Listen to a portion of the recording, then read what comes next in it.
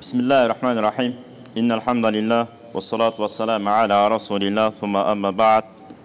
Esselamu aleyküm ve rahmetullahi teala ve berekatuhu. Allah Teala'ga şükürçülük, Peygamber Muhammed sallallahu aleyhi ve sellem'e salavat ve salamlar olsun. Bizge to'g'ri yo'lda ko'rsatib ketgan ustozlarimizga, andan keyin ata-onalarimizga dagı Allah Teala'nın rahimi, berekesi jag'an bolsun deymiz. Biz ötkendögü temabız kayrımdуулукту arttırуу жөнүндө өтүп атканбыз. Ошол темабызды кайра улантабыз. Анткени Allah Teala Kur'an'da ayткандай, kimge Bismillahirrahmanirrahim. Yu'til hikmete men yasha ve men yu'tel hikmete faqad utiya hayran kethira ve ma yezekkeru illa ulul albab. Sadakallahu azim. Emi Allah Teala kimge kaalasa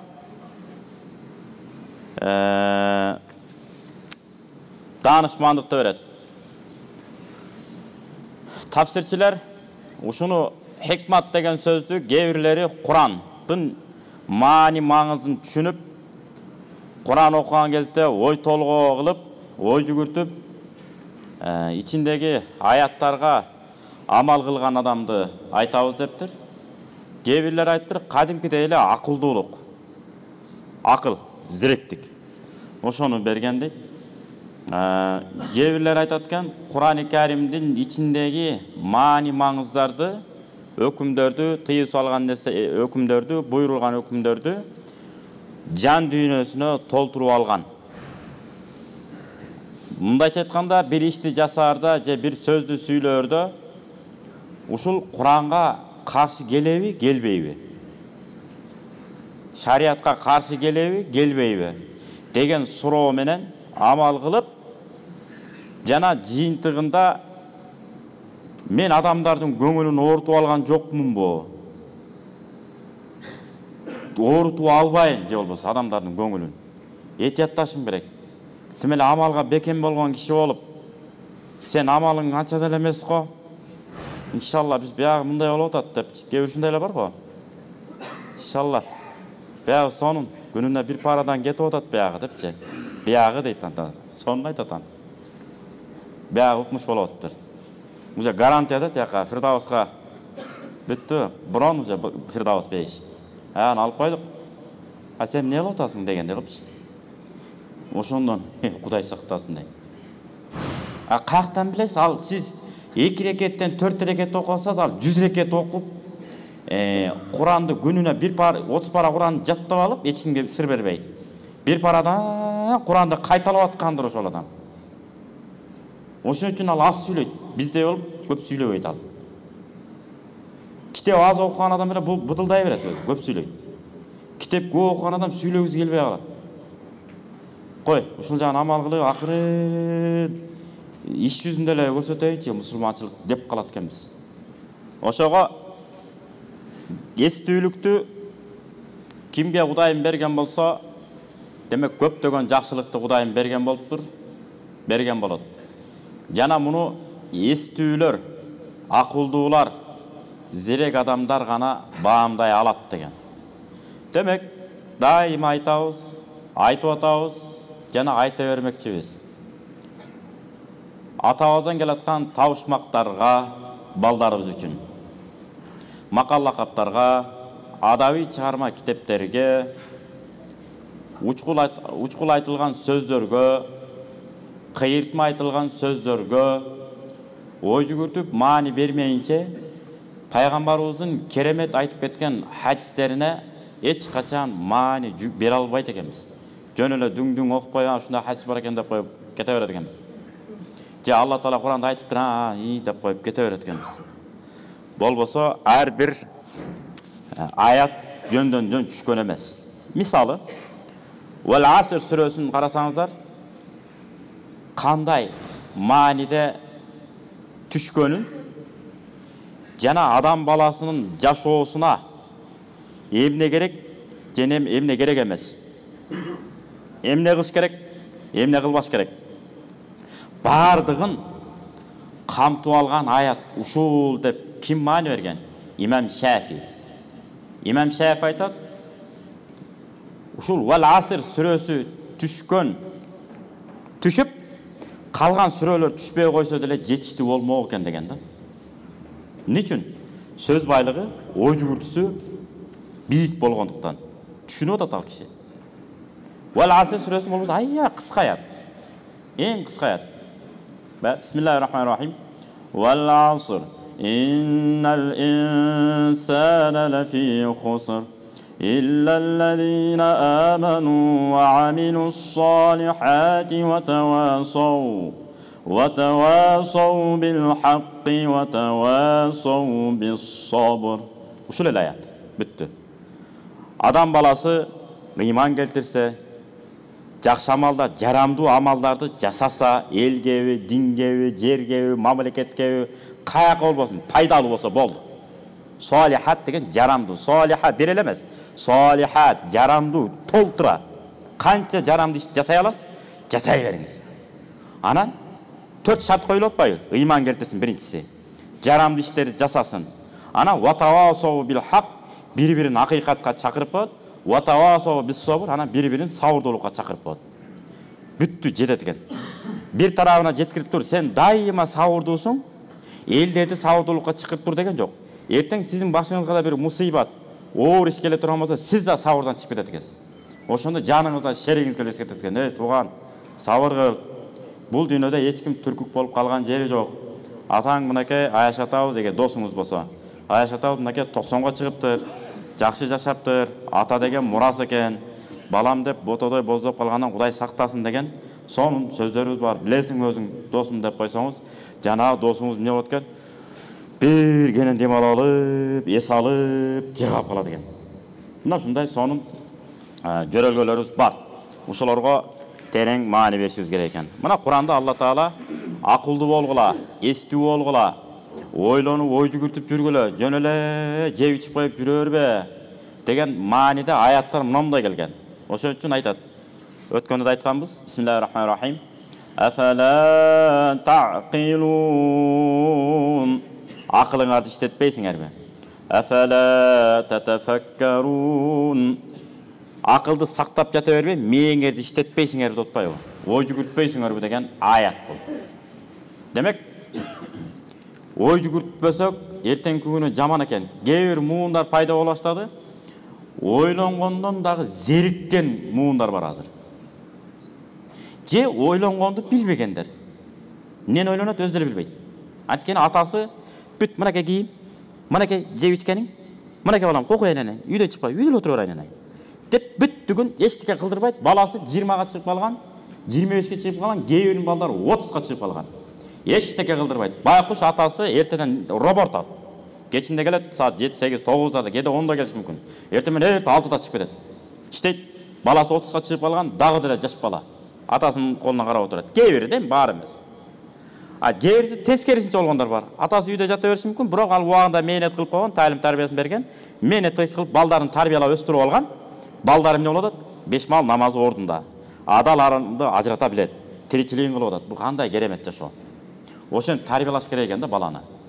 Жатып ичер, каш кулактын эркеги кылып тарбиялабашыбыз керек. Ошон үчүн атабыз эмне деген? Каш кулактын эркегинде болуп жата бересиңби балам? Уят эмеспи? Турбайсыңбы? Үйлөнүп калдың. Кечке сен мен карап жата беремби? Десеңиз, баланын намысы ойгонот экен да. Намыс ойгон. Адамда намыс болуш керек. Ошон үчүн Абу Ханифа рахматуллахи алейхи деп атат. Балдарыңарга биринчи билим алып бергиле. Кайсы билимге жөндөмдүү болсо, билимге жөндөмү жокпу, демек өнөргө жөндөмү бар ал балаңыздын. Же бир чарба, бир өнөр, кесип, бир нерсени үйрөнсүн. Эртеңки күнү аял алганда, аялын жанында эчтекеге мээси жетпей, Кайсы бир туугандар айтканда конки отурбаш керек да. Мындай отурат го мондай. Башын шылкытып алып, конкейип деген сонун термин бар. Билесиздер да. Мындай аңкайып деген сөз. Аңкай отуруп албаш керек. Аялдын жанында отуруп албаш керек. Уяттай кыймылдасын да, нары иштесин да. Анан ошого бала чакага багыт берип, илимби, өнөрбү, кесип бир жагынан баланы чыгарып өстүрүп алсаңар, эртеңки күнү бактылуу өмүр сүрөсүн деп ким айткан? Биздин Ханафи мазхабыбыздын башчысы болгон Имам Азам рахматуллахи алейхи ушинтип айткан. Илим, билим, өнөр алып ал, андан кийин үйлөнгөнгө өзүң доход топто деген. Өзүң. Атаң топтоп берсин деген жок. Өзүң топто. Эмнеге? Ошо топтоп туруп анан үйлөн дейт. Биздин атабыз эмне деген? Ушунча аят, хадистин баарын бириктирип туруп эле, чогултуп туруп эле. Бизги аркандын узуну жакшы, кептин кыскасы жакшы, нускасы жакшы деп бизде кыскартат. Дагы мынтип айтат. Катын алсаң отун ал, бир колтугун ашык ал деген. Отун тартып алып келгенге жарай турган болсо, анан демек ал балаңыз үйлөнгөнгө, үй бүлөсүн бакканга даяр. Кыргызча адабий китеп окубагандар, жаш балдар. Отун кескенге, кыркып келгенге жарасам болду деп туруп, прямой отун өзүн түшүнүп алышы мүмкүн. Ана ошол жерден ашмалтай чыгат. Тиричилик кылганга жарасын деген эле сөз да бул. Ошондой мааниде айтылган. Мына ошондой адабий китептерди окутпайт экенбиз. Арабча Курандарды окутпайт экенбиз. Анан балам мен айтканымды кылбай койду акырында деп анан кейит экенбиз. Ошонун баарын алып келип алган проблема өзүбүз экен. Мына өткөндө да айттык, мынеке каркебиз бар. Болгондо да ижазасын алган. Тажвид боюнча өтө мыкты. Ар бир тамганын чыгара турган тыбыштарын ордоруна коюп үйрөтө турган. Жума күн гана сабак болбойт, калган күндөрү Кудай сактасын, ооруп калып гана кете бере албай калып атпаса, ден соолугу жакшы турганда берип атат. Күнүнө сабак берип атат. Эжекелерибизге мына немис тилин, англис тилин суудай сүйлөгөн. Орусчасы бар, арабчасы бар, эжекебиз мынакей сабак берип атат 6-7 күндөрү. Келин балдарды, жеңелерди, кыздарды, апаларды алып келип үйрөтүп алыңыздар. Кыздарды мына окутуп атабыз, беп-бекер окутуп атат эжекебиз. Мына ошондой иш-чараларды окутуп үйрөтүп алсак, эртеңки күнү бала чакабыз бизден коркконунан эмес, Алла Тааланын алдындагы мойнуна жүктөлгөн, Алла Тааланын алдында мойнуна, мындайча айтканда Алла Тааланын алдында күнөөлүү болуп калбайын, ахиретке барганда жүзүм карайып калбасын. Кой өзүмдүн функциямды, өзүмдүн милдетимди так даана аткарайын деп эмне кылат экен, умтулат экен. Анан кичине айлана чөйрөнүндө мында ой жүгүртүп коюп, муногу деген алма болот, муну деген жөнөкөй кара тал болот. Бул бизге кызмат кылат. Анан сүйлөр сөздү үйрөтүп, ушундай өзүн дагы таанытып, айлана чөйрөндө таанытып, өзүн алып жүрүүсүн дагы таанытып койбосок, кечеги кимдир бирөөлөрдө окшоп паникага түшкөн, ополоң тополоңго түшкөн, паникатыр, тополоңчу деген атка конуп алат экенбиз. Мына жоолук маселеси алда качан эле чечилген болчу өзү. Ошо жоолук салынган эжекелерибиз өзүнүн укугуна тиешелүү мыйзамдарды өздөштүрүп алып үйрөнгөн эмес. Анан кайра келип алып, мени жардам берип койгулачы, мени минтип атат, тигинтип атат деп отура берет. Биз Токтогул районунда 6 жыл имам болгонбуз. 100 000 калк, 96 000 калкы бар. Эми Алла Таала Куранда айтат: "Фас'алу ахла зикри ин кунтум ла та'ламун." Эгерде бир нерсени билбесең, билбеген нерсеңдин билгендеринен сурап ал дейт. Кайсы нерсени билбейсиз? Ошол нерсени мыкты билген адамдардан сурап ал деген аят бул. Атайын юристтерден барып сурап алыш керек акыры. Ушу жоолук маселеси мыйзамда каралганбы деп сураса эле алар 5 намаз окуган юристтер, прокурорлор, соттор азыр Кудайга шүгүр азыр. Ар бир районда, ар бир областта бар. Жайнап атат. Ошол жерде 215, 214 статьяларда даана таптак көрсөтүп койгон. Тутунган динине, каада салтына, бүт бардыгына мамлекет коргоп бергенге кепилдигин алган, мойнуна илип алган, жүктөлгөн деп. Жана билим берүү министрлигине атынан тараптан болбосо ушул эрежелер эмне болгон? Жүктөлгөн.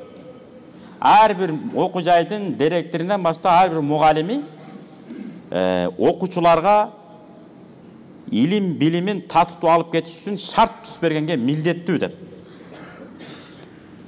Макул анда прокуратура аркылуу, сот аркылуу сүйлөшүп алалы анда. Десеңиз деле тык токтойт. Кайсы мугалим болбосун. Экинчиден ал мугалимдер капыр эмес. Бай союздун таасири болду, бир аз түшүнбөстүк болуп атат кээде. Булар да айтып атат, силер да бизди түшүнгүлө, биз да силерди түшүнөлү. Единый форма деген кандай? Бирдиктүү форма. Асты кара болсун, үстү ак болсун деген эле сөз. Кара юбкасын кийсин, үстүнөн костюм кийсин, уяттуу жер жабылсын. Шымын кийиптир, үстүнөн аппак жолукту салып алып келе берсин, биз эмне дейбиз, жакшы болуп катса, жүрүш турушун адебин сактап атса деп. Алар деле айтат. Анан келип атып чыбырлакай чарала чурала жолуктар салынып атпайбы бизкилер дагы. Анан алыстан көзгө урунат экен. Баягы 2-3 баланы төрөп койгон келиндерди болуп көрүнүп калат экен анан. Ошого бирдиктүү формал аппак жолукту салынсын, чыкайып туруп. Зыңкыйып, астын кийинип алсын. Негизги хижап деген терминди таштап эле коюңуздарчы. Жолук деп эле айтыңыздар. Жолукчан анан жолукчан эмес деп. Коркуп кетип атат хижап деген. Хижап деген бул жаап салган нерсе турбайбы деп корко берет мынтип эле. Жолук деп эле коюңуздар. Эң оңой жолу. Жолукчан барабы же жолукчан барбайбы? Мында жеңил болот. Анан атабыздан бери сиңип келген термин бул. Ошо бети ачык болот, колдор ачык болот. Бүттү калган жагы жабык болот. Чыкып юбканы кийсин, ылжанан үтүктөлмө, жакшы сапаттуу шымын кийип алсын. Маселе жок, бүт чечилет, оңой болот. Жок, кереги жок, давай. Тынч эле бололучу дейт. Ынтымакка келели, андан көрө сабагын окусун деп. Мынакей, 2015-жылда дагы кайталоо иретинде дагы мыйзамдар чыккан. Ошондуктан тополоңго алынып, аларды такыр эле жемелеп, муналар эмне деп атат, муну дөрүгөндөр деп кээ атың чыкпаса жер өрттө болуп эле аябай тополоң тозукту күчөтүп жүргендер да күчөдү азырчы. Көбөйдү, кереги жок анын. Анткени эмне деген сөз бар? Ал фитнатун наиматун. Фитна уктап жатат. Лаанатуллахи ман айкадаха. Ким аны ойготкон болсо, Алла Таала ага каргышы болсун деген. Жеңил жана грамотно чечип кое турган жерди тополоң тозук менен чечип рахат алгандар бар. Эмне кереги бар? Мыйзамбы? Мыйзам менен сүйлөшүп коюш керек акырын. Секин.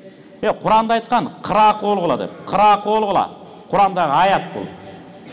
Дин душмандарын силер сөкпөгүлө, алар силерди сөгөм деп мени сөгүп албасын дейт. Курандагы аят бул. Шариятка андан өтө каршы сүйлөшүнө биз себеп болуп калбайлы.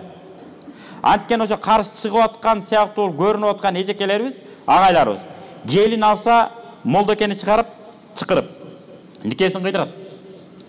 Атасы өтүп кетсе, бизди чакырып алып эмне кылат? Жаназасын окуттурат. Анан эмнеге бөлүнө беребиз? Ошондуктан бүт нерсени так даана өздөштүрүп алсак эле, Кудайым буйруса, жеңил бүтөт, оңой бүтөт. Андан көрөк ачка калган жетимдесилерге кандай кылалы? Ошо мектептин жанына женский туалет, мужской туалетти кантип салып берейин деп мында урунуп алыш керек да. Мына мен салып берейин. Кантип салып берейин, кана айтыңызчы деп. Анан балдарды анан бирге окутат келсиңер, анан кыздарды бирге окутат келсиңер, тополоң кылып. Эмне кереги? Даратканасын оңдоп береличи биринчи болуп. Анан чечилет акырын-акырын. Секе кирип бара бериш керек. Мынакей дараткана үшүбөсүн кышкын. Мына кол салып берели. Кыздарга женский туалетте мына биз салып берейинчи, мына мен салып берейин деп жулунуп барсак эмне болот экен? Керемет болот экен да. Ошого имам Шафи айткан: кандай гана адам менен талашып тартышпайын жеңдим, бир гана сабатсыз караң адамдарды жеңе албай койдум деген.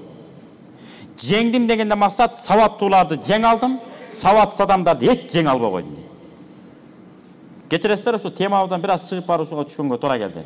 Az YouTube'тун баарын каптап кетпедиби? Интернеттин баарын. Жолук эле. Жолук чечилген. Алда качан. Болгон ошол мыйзамын жоолукту коргогон, биздин кыздарыбыздын жоолугун коргогон. Мыйзамдарды терең өздөштүрө албагандыктан өзүбүздүн башыбызга өзү муш болуп атат. Өзүбүздүн бутубузга өзү чалынып атабыз да. Мындай чыкканда. Биздин бутубузду эч ким тушаган жок. Өзүбүздүн бутубузду өзү тушап алып атабыз. Жеңил. Ошого кайрымдуулуктарды темабызды уласак, кайрымдуулуктарды көп жасаган адамдар Кудайым буйруса 2 дүйнө жүзүбүз жарык болот. Бул боюнча Алла Таала Кур'ан-ы Каримде мындай дейт, Бакара сүрөсүндө. Бисмиллахир-рахманир-рахим.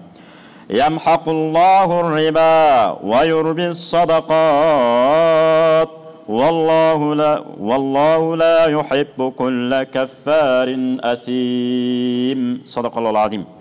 Алла Таала сүткорлукту жек көрүп, садака кайрымдуулук кылгандардын садакаларына береке берет деп.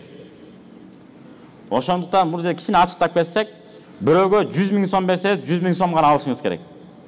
1 миллион сом берсеңиз, демек 1 миллион сомду гана алышыңыз керек. Андан ашык алган болбойт. Берки садака кайрымдуулук. Мүмкүнчүлүгүңүзгө жараша 100 сом бересизби, 1000 сом бересизби? Эч качан аны эмне кылбашыңыз керек? Милдет кылбастан Алла Тааланын ыраазылыгы үчүн деп берип коюңуз, болду. Себеби Алла Таала Куранда эмне дейт? Бисмиллахир-рахманир-рахим. Бакара сүрөсүнүн 264-аятында. Бисмиллахир-рахманир-рахим. يا أيها الذين آمنوا لا تبطلوا صدقاتكم بالمن والأذى كالذي ينفق ماله رئاء الناس. صدق الله العظيم. О, иман келтирген адамдар, берип аткан садакаңарды милдет кылып, эл көрсүн, кожо көрсүн деп мактана коюп, жана капырлар сыяктуу болуп дейт. Берген садакаңарды, берген жасап жаткан кайрымдуулугуңардын соовун жоготуп албагыла, пенделерим дейт. Алла Таала Куранда айтып атат. Ошол үчүн кандай гана кайрымдуулук кылбайлы, акырын билдирбей жардамыңызды бериңиз, акырын кетип калыңыз. Бая мен берген акчага жашоо тиричилигиңди оңдоп алдыңбы? Билесиң да өткөндө берем, дагы берем, макулбу, муктаж болсоң айтып кой эми. Деп элдин көзүнчө тамагы да үнү да көмөкөйдөн чыгып деп башка чарактон менен. Ошентип отуруп башмалтай чыгат экен. Ошого садаканы пайгамбар Мухаммад алейхиссалам мынтип айтат. Фаттакун нара валау бишиқи тамратин. Жарым курма менен болсо дагы өзүңөрдү тозок отунан сактай көр дейт. Тозок отунан өзүңдү сактап ал. Демек, кандай гана кайрымдуулук кылбайды? Бир мечит куруп бериңиз. Мечит куруп бериңиз.